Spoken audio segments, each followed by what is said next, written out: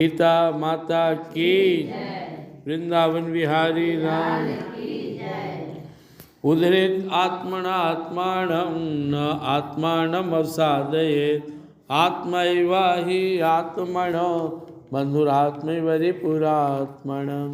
बन्धुरात्मात्मनस्तस्य येनात्मैवात्मना जितः। अनात्मन अस्तु शत्रुत्वे वर्तेतात्मैव शत्रुवत्। छठा अध्याय का 5वां और 6ठा श्लोक। यदि हम लोग सुने थे पिछले दिन, भगवान श्री कृष्ण जी महाराज इस श्लोक में कह रहे हैं कि उद्धरित आत्मना आत्मानम, अपना उद्धार करो खुद से ही, खुद से खुद का उद्धार करो। न आत्मानम अवसादेत, अपने को गिराओ नहीं। आत्म भी आत्मनो, क्योंकि तुम खुद ही अपना बंधु हो। आत्म वही आत्मनो बंधु, और आत्म वही पुरात्मन, और खुद ही दुश्मन। कैसे? अगर तुम अपना उत्थान करते हो तो खुद ही अपना मित्र हो। बंधुरात्मात्मनस्त से नात्मीवात्मना जित, वो व्यक्ति अपना बंधु है, मित्र है, जो अपने आप का उद्धार करता है, अपने मन इंद्रिय को जीत लिया। और अनात्मनस्तु शत्रुत्वे वर्तेतात्मैव शत्रुवत्, जो व्यक्ति अपने मन इंद्रिय को छोड़े हुए है वो अपना खुद ही दुश्मन है। इसलिए हम लोग इस चीज़ को समझना है।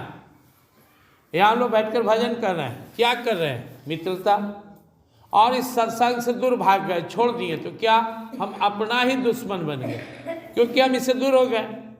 हम अगर संसार के मोह माया में कुछ चिंतन कुछ संग में तो अपना दुश्मन है। और धीरे धीरे समझ में भी आता है, जो सत्संग में शांति मिल रही है इस सत्संग से बाहर नहीं मिलेगा। जो परमात्मा के चरणों में आनंद है और कहीं नहीं है। शुरू में भले ना समझ में आए, लेकिन धीरे धीरे धीरे जब आप सत्संग में लगते हैं तो आपको अनुभव होने लगता है कि यही ठाकुर जी ही मेरे वास्तव में अपने हैं, और यह काम ही मेरा अपना काम है। तभी तो आप कोई धाम घूम रहे हैं, कोई घंटों सत्संग कर रहे हैं, कोई भजन कर रहे हैं, कोई भगवान के नाम पर साधन भजन में डटे हुए। क्यों? आपको धीरे धीरे समझ में आता है कि यह अपना काम है। जिसको इस समझ में नहीं आएगा वो भागते रहेगा, नहीं टिकेगा। आप सत्संग में जो लोग टिके हुए हैं कौन है? जिनको ऊपर ठाकुर जी की असीम कृपा है, और उनकी कृपा से समझ में आ रहा है ये अपना है और इनका भजन करना अपना काम। और जिनकी बुद्धि ठीक नहीं है, दुर्भाग्य से जिनका भाग्य ठीक नहीं है, उनको उल्टा समझ आएगा, पहले वो अपन काम तभी अपन काम। इस तरह वो सत्संग से भजन से धीरे धीरे आउट हो जाते हैं। उनको इस बात का एहसास नहीं होता है कि हम एक तरह से अपने साथ दुश्मनी कर रहे हैं।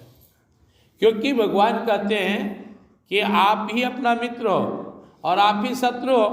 बंधुरात्मात्मनस्तस्य येनात्मैवात्मना जितः, अपने मन इंद्रियों को जीतकर भगवान में लगे हुए हो तो तुम अपना मित्र हो। और अनात्मनस्तु शत्रुत्वे वर्तेतात्मैव शत्रुवत्, और अगर तुम अपने आप को एकदम छूट दे दियो संसार में, भैंसा की तरह कहीं घूम रहे हो, कुछ भी खा रहे हो, पी रहे हो, कर रहे हो, सब काम कर रहे हो, लेकिन भजन सत्संग नहीं कर रहे हो, तो तुम अपना दुश्मन हो। और तुम्हें इसका पश्चाताप तब होगा जब यह शरीर छूट जाएगा। क्योंकि जो सत्संग भजन में है उनकी सदगति होगी, और जो सत्संग भजन से दूर है दुर्गति होगी। ये दोनों श्लोक हम लोग सुने। आप यूट्यूब पर गीता भागवत रसावली चैनल खोलेंगे तो ये दोनों सुन लेंगे। इसलिए बहुत इंपॉर्टेंट श्लोक था, इसलिए एक बार हम यहाँ पे रिपीट कर दिए कि मैं खुद अपना मित्र हूँ और खुद अपना शत्रु हूँ। अगर मैं अच्छा कर्म करता हूँ, भगवान का भजन करता हूँ, अपने इंद्रिय मन बुद्धि आदि को जीत कर कंट्रोल कर परमात्मा में लगा हुआ हूँ, हर काम परमात्मा के लिए करता हूँ, तो हम अपना मित्र हैं। और अपने मन इंद्रिय को छूट दे दिए, भगवान से दूर हो गए, वो माया पड़े हुए, तो हम खुद अपना दुश्मन है। हमको दुश्मन बनाने की जरूरत नहीं है, हम खुद अपना दुर्गति कर लेंगे, पछताएंगे एक दिन। इसलिए जो समय बच जाए बच रहा है, इसमें ज़्यादा से ज़्यादा भजन सत्संग कीजिए। अब छठे अध्याय के 7वें श्लोक में भगवान कहते हैं, जितात्मनः प्रशान्तस्य परमात्मा समाहित शीतोष्ण सुख दुखेषु तथा मानपमानयोः तथा मानपमानयोः।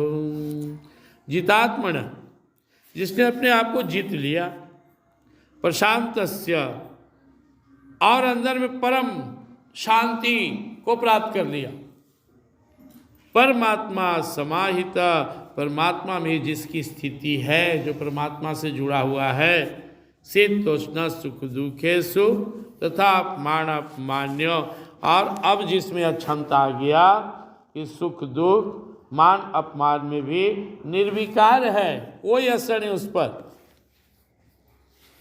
वो बेअसर हो गया इस संसार के मान अपमान सुख दुख सर्दी गर्मी से। कौन?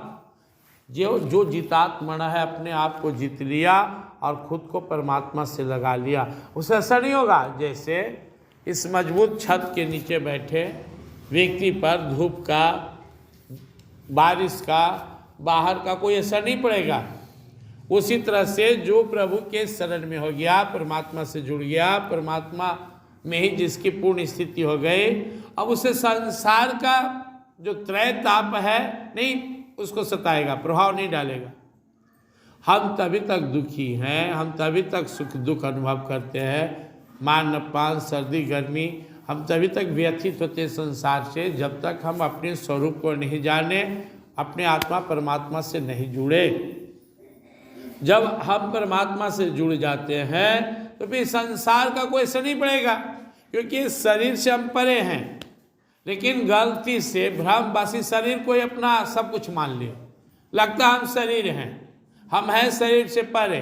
तो जब हम अपनी वास्तविक स्थिति से परिचित हो जाते हैं, अपने अंदर में परमात्मा से हमारा मिलन हो जाता है, तो बाहर नहीं सताएगा। अब ठंड का मौसम है, अब कोई व्यक्ति एकदम गर्म रूम में कमरे में बंद है, बाहर कितना भी ठंड गिर रहा हो, बर्फ गिर रहा हो, उस पर असर नहीं। उसी तरह हमें यहाँ पे हमारी जो अंतरात्मा परमात्मा है, उनके अंदर में जो दिव्य आनंद है, दिव्य शांति है, परमानेंट वहाँ वो है, वहाँ घटता बढ़ता नहीं है। बाहर में तो थोड़ा देर खुश हैं फिर नाखुश हो गए, अभी मन प्रसन्न था अब मन उदास हो गया, कोई गुड न्यूज आया, खुशखबरी आया तो बड़ा खुश हो गए, कहीं से दुख की खबर आया उदास हो गए, दिन भर चलते रहता, कभी खुशी कभी गम, कभी खुशी कभी गम। लेकिन जब अंतरात्मा परमात्मा से जुड़ गए तो क्या हुआ? आनंद ही आनंद, शांति ही शांति। अब वहाँ पे कोई गम नहीं है, अब वहाँ पे कोई सुख दुख का बात नहीं है। उस दिव्य अवस्था को प्राप्त करने के लिए भगवान ने कहा तेरा जन्म हुआ है और तुम अपना मित्र तब हो जब तुम उस स्थिति को प्राप्त कर लो। और अगर तुम उस दिव्य स्थिति को, अपने अंतरात्मा परमात्मा के स्वाभाविक स्वरूप को नहीं जान पाया तो तुम अपना शत्रु हो, क्योंकि मनुष्य तन तुम्हें इसीलिए मिला है कि इसके माध्यम से साधन भजन करके अपने स्वरूप की जानकारी प्राप्त करो। जिस काम के लिए तन मिला वो काम ही नहीं हुआ, बेकार गया, बेकार गया तो फिर दोबारा मिलेगा कि नहीं मिलेगी। प्लस भगवान से दूर रहकर मोह माया में फंसकर हम दुनिया भर के इस पर कर्जा ले लिए, गलत सलत करके अलगे सोटाई पिटाई होगा। जब हम सत्संग में बैठते हैं, जब हम भगवान के पास बैठते हैं तो हमें संकल्प जगता है भगवान की तरफ चलो। और जब हम संकल्प करते हैं कि हमें परमात्मा की ओर बढ़ना है तो हमारे संकल्प को देख करके भगवान हम पर विशेष कृपा करते हैं। जो कृपा भक्त पे होता है, जो कृपा साधक पर होता है, जो कृपा भगवान के शरणागत भक्त पर होता है, वो कृपा संसार वाले पे नहीं है। जनरल कृपा तो सब पर है, खास कृपा केवल भगवान अपने भक्तों पर करते हैं। ददामि बुद्धि योगम तम ये न माम उपयांति थे, मैं अपने भक्तों के अंदर में अच्छी बुद्धि देता हूँ। भगवान का ही तो दिया हुआ कि हम बैठे हुए हैं, उनकी कृपा है कि सत्संग प्यारा लग रहा है बैठे हुए। जिस पर कम कृपा है वो आउट हो गया, भाग गया, छूट गया, बेचारा रो रहा। खाना खा ही रहा है, बाल बच्चा के साथ है ही, पति जो है संसार में है, मोह माया में झूठ सच कर ही रहा है, तो छूट पहुँच गया, सत्संग भजन छोड़ दी, वो छूट गया, मतलब बुरा दिन की शुरुआत हो गया। जो पुण्य है काम आ रहा है, पुण्य तो बन नहीं रहा। तो हमें अगर अपना उत्थान चाहिए तो परमात्मा से जुड़ना है। जब परमात्मा से जुड़ गए तो सब काम हो गया। जब तक परमात्मा से ना जुड़े प्रयास करना है, और परमात्मा से जुड़ने का सबसे अच्छा माध्यम यह सत्संग है, साधन भजन है।